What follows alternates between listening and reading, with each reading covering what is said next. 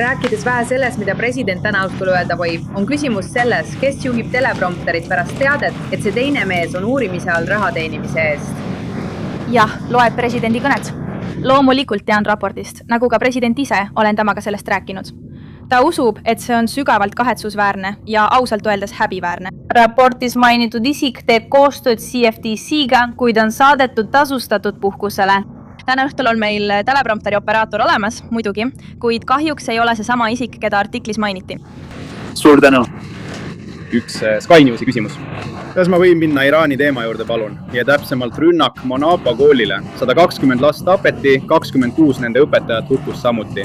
Täna avaldatud Sky Newsi uurimine näitab, et see kõik oli traagiline Ameerika Ühendriikide Ameerika armee viga. Kas te saaksite palun selgitada, miks president kordab korduvalt, et see ei olnud Ameerika, kui tegelikult oli? Ta ütleb ka, et isegi mitte. Ja raporti kohta. Ma ei saa Sky Newsi uurimist kommenteerida kogu lugupidamise juures, sest ma ei ole seda lugenud. Ainus, mida ma saan kommenteerida, on see, mida president ütles, kuna ma räägin tema nimel ja uurimine jätkub. Soovitame teil selle kohta lisapüsimuste korral pöörduda sõjaosakonna poole. Parla, kas ma võin jätkuküsimuse esitada? Muidugi. Ma lihtsalt tahan aru saada. Midagi ei muutu. Ma lihtsalt tahan aru saada, miks ta pidevalt ütleb, see polnud meie ei teinud seda. Kui kõik tõendid ja tegelikult ka esialgne aruanne ja me rääkisime sõjaväeallikaga, kes ütles, et see oli inimlik eksitus. See on presidendi arvamus ja samal ajal ütles ta, et sõjaministeerium uurib juhtumit. Me suunasime teid nende poole kõigi uurimisega seotud küsimuste korral, mis ilmselgelt pole veel avalikustatud. President tunneb nii, sest ta teab väga hästi, et meie relvajõud tegutsevad alati heas usus ega sihi kunagi tsiviilisikuid ega lapsi. Seevastu Iraan, kes on juba ammu tuntud naiste, laste ja süütute tapmise poolest. Seega peaksite sellele oma reportaažis keskenduma. Mul on küsimus senaator McConnelli kohta, aga kõigepealt Iraani kohta. President Trump on sel nädalal peaaegu iga päev andnud loa rünnakuteks Iraani vastu. Kas teie ja Valde Maja kirjeldaksite läbirääkimisi pigem ummikseisuna või sisuliselt täielikult lõppenuna? Rääkisin presidendiga sellest nii hiljuti kui tund aega tagasi. Iraan räägib endiselt palju Ameerika Ühendriikidega ja väljendab soovi meiega kokkuleppele jõuda, sest nad kannatavad meie Ameerika Ühendriikide relvajõudude ränkade löökide all. Põhjus, ja see on oluline, et Ameerika rahvas sellest aru saaks. Põhjus viimaste päevade rünnakuteks on see, et Iraan rikkus meiega sõlmitud vastastikuse mõistmise memorandumit. Täpselt selles vastastikuse mõistmise memorandumis, mille järgi nad tegutsesid. Nad ei tohtinud tulistada kaubalaevade pihta, mis liiguvad läbi Hormuzi väina. Kahjuks tegid nad traagilise otsuse seda teha. Ja president Trump ei jää käed rüpes pealt vaatama ega luba neil terrorismiaktidel Hormuzi väinas toimuda ilma, et Iraan selle eest tagajärgi kannaks. Ja just seda me praegu näeme. Kas saate meile rääkida, mis viimase tunni jooksul halvemaks läks? Kas ta tundub läbirääkimistest väsinud? Miks peaksid ameeriklased uskuma, et Iraaniga oleks seekord teisiti? Kas see on nüüd veel kehtiv, arvestades, et nad on juba lepet rikkunud? Vaadake, kui halvasti nad käituvad. See ainult kinnitab presidendi algset seisukohta, kui ta käivitas operatsiooni Eepiline raev. Iraan ei tohi kunagi saada tuumarelva. Sellepärast ta käivitaski operatsiooni Eepiline raev. Nende armee ja majandus on selle tulemusena saanud ränki hoope. President on alati avatud ja valmis diplomaatiale. Ta on president, kes usub põhimõttesse rahu läbi jõu. Pärast operatsiooni Eepiline raev liikusime lõpuks põhimõtteliselt diplomaatilisse faasi. Kahjuks rikkus Iraan seda. Nad tahavad endiselt presidendiga kokkulepet sõlmida. Me räägime nendega, aga president ei luba neil väinas laevu tulistada ilma tagajärgedeta.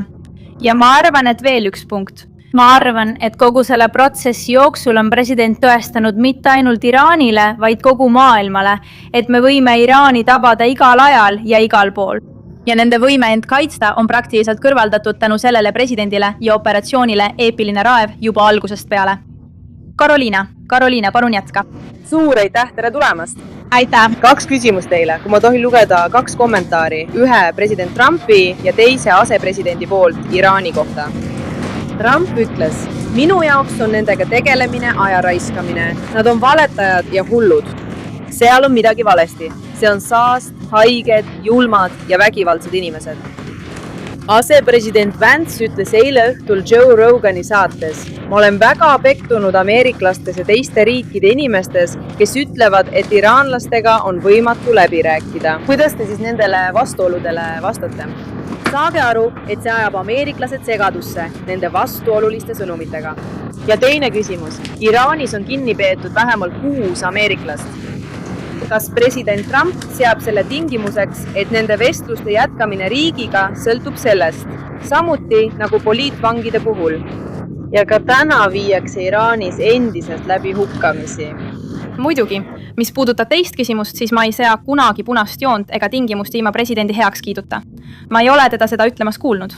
Aga ilmselgelt on ebaõiglaselt kinni peetud või pantvangis olevate ameeriklaste tagasitoomine kogu maailmas tema jaoks jätkuvalt prioriteet ning ta on seda viimase 1,5 aasta jooksul erakordselt hästi teinud.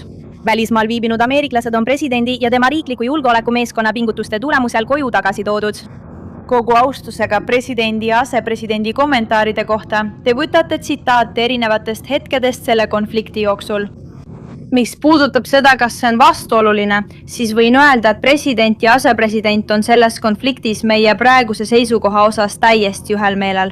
See, et te näete Iraani režiimi elemente, kes on valmis kokkuleppele minema ja teisi, kes pole nii valmis, näitab, et operatsioon Eepiline raev oli uskumatult tõhus, sest me neutraliseerisime nende suhtlusvõime. Nad on nüüd killustatud süsteem ega ole enam see tugev ja võimas terroristlik riik, nagu nad olid enne seda operatsiooni, mis oligi üks lõppeesmärke. Jätkame selle protsessiga ja nagu ma ütlesin, president võtab nad vastutusele, kui nad ei täida seda, mida nad Ameerika Ühendriikidele lubavad. Aga ta on alati samal ajal avatud diplomaatiale. Aitäh, Karoliina, loomulikult. Palun jätka. Houtide rünnakute sagenemisega oleme näinud kaubandusliku liikluse vähenemist Hormuzi väinas. Hormuz. Esiteks, mida nad praegu teevad, et seda lihtsustada? Kiirendada liiklust Hormuzi väinas ja takistada Houtidel blokeerida naftat Punases meres, vältides uusi hinnatõuse enne novembri. Muidugi, need on tegelikult 2 eraldi küsimust. Esiteks, vaatame olukorda praegu väinas. Me teame, et kehtib presidendi kehtestatud laevade blokaad, mis puudutab Iraani sadamatesse sisenevaid ja sealt väljuvaid laevu. See on täielikult rakendatud ja kehtib praegu. Blokaad kehtestati uuesti, kuna Iraan ei täitnud oma kokkulepet Burživaga. Rohkem kui 10 000 Ameerika meremeest, merejalaväelast ja lendurid, 2 lennukikandjad, 20 sõjalaeva ja 10 lennukid täidavad praegu blokaadi ülesannet. Blokaadi esimese 24 tunni jooksul suunasid Ameerika Ühendriikide CENTCOM 2 tavalist kaubalaeva ümber ja peatasid need, mis ei vastanud nõuetele. Hormuzi väin on endiselt avatud laevadele, mis ei liigu Iraani sadamatesse ega sealt välja ning Zevara merevägi tagab läbipääsu.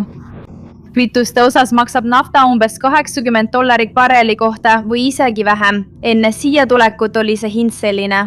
Bensiin on langenud umbes 60 senti galloni kohta alates konflikti tipust ja president oli ameeriklastega otsekohene.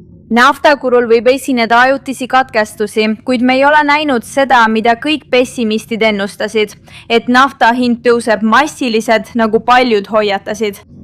See on suuresti tingitud presidendi energiapoliitikast siin riigis, et eraldada kodumaist tootmist, kuid valitsus on samuti kiiresti astunud mitmeid samme nende ajutiste katkestuste leevendamiseks. Nagu te teate, vabastasime naftat strateegilisest reservist, rakendasime Jonesi seaduse erandi ning andsime kütustele keskkonnaalaseid erandeid. President kasutas samuti kaitsetootmise seadust, et taaskäivitada naftatootmine Californias. Need kiired ja otsustavad sammud selle valitsuse poolt viisid üsna stabiilse olukorrani. Naftaturul teeb president kõik endast oleneva, et hinnad langeksid ja püsiksid stabiilsena Ameerika tarbijate jaoks kuni konflikti lõpuni. Ameeriklased peaksid meeles pidama, miks me seda teeme. Selleks, et takistada Iraanil, terroristlikul riigil, tuumarelva hankimist. IBM Maneva rajadiste vastu Erbilis, ohustades Ameerika personali ja Kurdistani piirkonda, mis on üks Ameerika lähimaid partnereid Lähis-Idas. Mis on teie sõnum vastutavatele ja kas te jätkate oma lojaalse liitlase toetamist Lähis-Idas ning aitate neid vähemalt end kaitsta? Kes korraldas rünnaku? Kas te ütlete, et see oli Iraan? Noh, ma arvan, et olen seda teemat juba varem käsitlenud, kui ütlesin, et kahjuks on Iraan näidanud, et ei pea kinni lubadusest, mille nad andsid Ameerika Ühendriikide presidendile. Nad maksavad selle eest praegu vastavat hinda nende rünnakutega, mille president viimastel päevadel heaks kiitis. Suur tänu, et vaatasite seda videot lõpuni. Toetage meie projekti ja aidake rahaliselt kasutades ekraanil kuvatavat PIX võtmekoodi. Oleme sõltumatu kanal, mille eesmärk on hoida teid tõega kursis. Teie panus aitab meil jätkata tegutsemist.